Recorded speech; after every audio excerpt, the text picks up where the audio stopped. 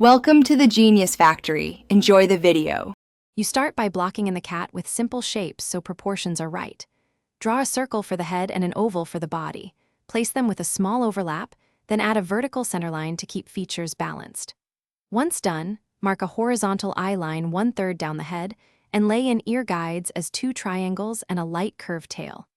This rapid framework saves you time later.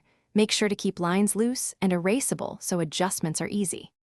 Now you refine the framework into convincing form by following contours and anatomy. Define the jawline and cheek curves, then thicken the ear bases so they read in perspective.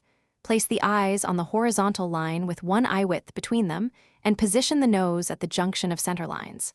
Once those are set, sketch limb cylinders and paw pads, indicating joint bends.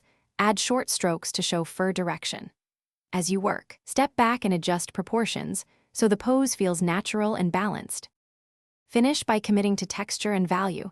Decide on 1 light source and block in major shadows under the chin, belly, and where limbs overlap. Use varied short strokes to render fur, following the growth direction. Blend sparingly to retain texture, and darken key edges to clarify form. Once satisfied, clean up construction lines and strengthen the silhouette so the cat reads at a glance. If proportions look off, check the eye and nose spacing and adjust those anchors first. That single change fixes many common issues. Thanks for watching. If you found this helpful, don't forget to like and subscribe.